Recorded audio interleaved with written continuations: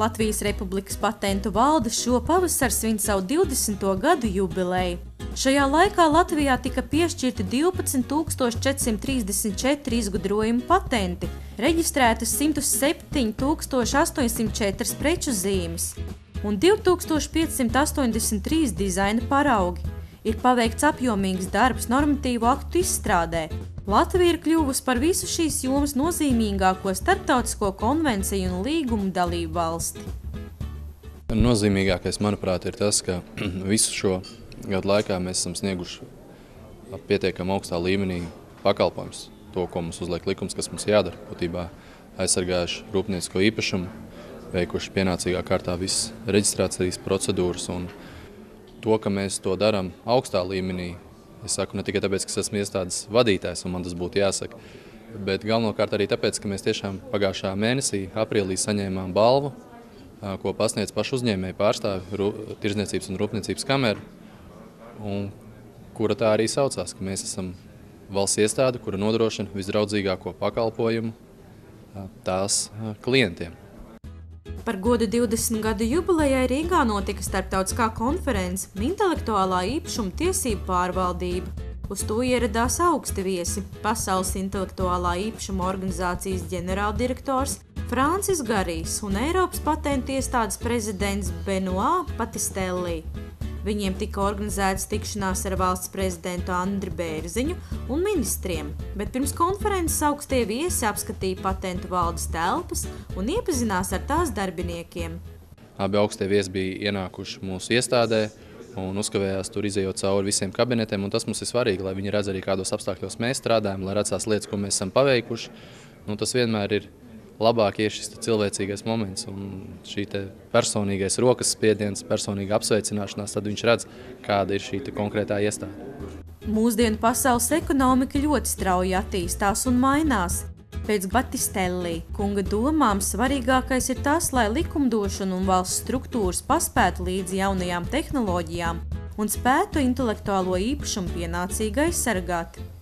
Mums ir ļoti laba Eiropas patentu sistēma. Tā ir 2 līmeņu sistēma ar Eiropas patentu biroju, pamatpatentu, kas ir spēkā visā Eiropā, un nacionālajiem patentu birojiem, tā skaitā Latvijas patentu valdi, kuri atrodas tuvāk uzņēmumiem un izgudrotājiem, un spēj sniegt tiem palīdzību intelektuālā īpašuma stratēģijas attīstīšanā. Raugoties pasaules straujajā attīstībā, ir svarīgi saprast, kādas ir pasaules intelektuālā īpašuma organizācijas izaicinājums nākotnē. Manuprāt, pasaules intelektuālā īpašuma organizācijas izaicinājums nākotnē pirmkārt ir būt atbilstošai pasaulē, kas tik ātri mainās gan tehnoloģiski, ekonomiski, gan sociāli. Pasaule mainās tik strauji, ka starptautiskai starpvaldību organizācijai, kuras procesi ir lēni palikt atbilstošai šai mainīgajai pasaulē, ir nopietns izaicinājums. Gadījumā, ja mēs nebūsim spējīgi sniegt atbildes valsts politikas vietā, šīs atbildes sniegs tirgus un tehnoloģijas. Otrs mūsu lielākais izaicinājums ir tikt galā ar dziļajām tehnoloģiskajām izmaiņām, kas notiek sistēmā. Visizteiktākajā veidā mēs tās redzam saistībā ar radošajiem darbiem. Trešais nozīmīgākais izaicinājums ir nozaru ziņā sarežģītā pasaule, kuras ģeogrāfija, tai skaitā ekonomiskās un tehnoloģiskās ražošanas ģeogrāfija mainās, kurā tehnoloģijas ir dziļi kraujošas, pastāv iepriekšējie biznesa modeļi un tiek veiktas dziļas izmaiņas pasaulē. Šajā vidē intelektuālā īpašuma loma mūsu kā institūcijas izaicinājums ir saglabāt neutralitāti, būt neitrāliem un ļaut tehnoloģijām iet savu gaitu tā vietā, lai tās ietekmētu. Tādējādi ļaut pasaulē būt spēcīgai izdzīvot ar inovācijām, kas ir ļoti nozīmīgas tās nākotnē.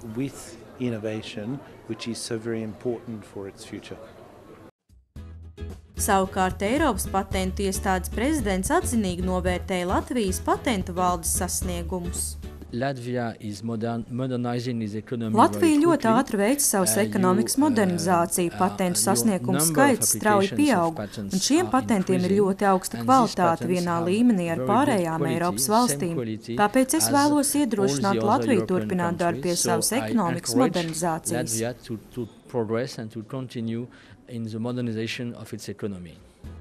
Latvijas Republikas patentu valde atzinīgi novērtēja arī Tieslietu ministrijas pārstāvji. Latvijas normatīvi akti ir sakārtot un atbilst mūsdienu prasībām. Jāatzīmē, ka patentu valde šobrīd strādā pie jauna likuma izstrādes.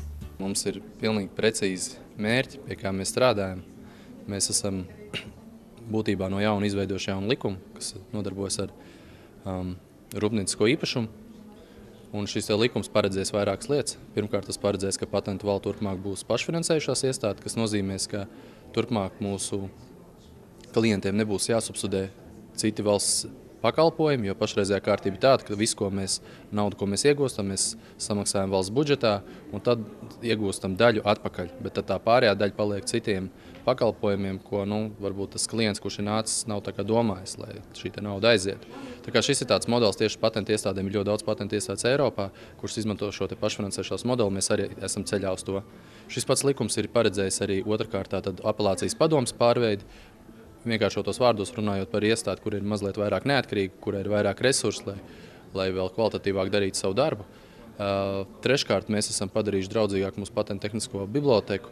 Mums ir jaunas telpas, kurās pārvācāmies, lai būtu tuvāk klientam, lai būtu piemērotāks telpas un tādā patīkamākā stāvoklī gan darbiniekiem, gan klientam. Un esam arī atteikušies no pakalpojumiem, kuri netika izmantot pienācīgā apmērā vai netika izmantot vispār. Un tā vietā ieviešam vairāk jaunas, tādas perspektīvākas, kas arī vairāk interesē klients. Un ceturtkārt, es vēlētos uzsvērt, ka mēs tiešām arī veicam lielu darbu sabiedrības informēšanas jomā, kas ir ļoti būtisks aspekts, jo to mums vienkārši uzliek likums par pienākumu darīt šo sabiedrības informēšanas darbu.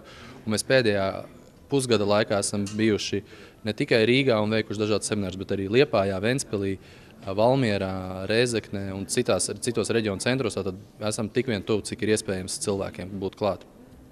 Vadītājs pastrīpo, apstāties nedrīkst. Katru dienu rodas ar vien jaunu izgudrojumu, kurus vajag aizsargāt, un galvenais uzsvars ir jāliek uz inovācijām, kas arī šobrīd ir galvenā Eiropas prioritāte.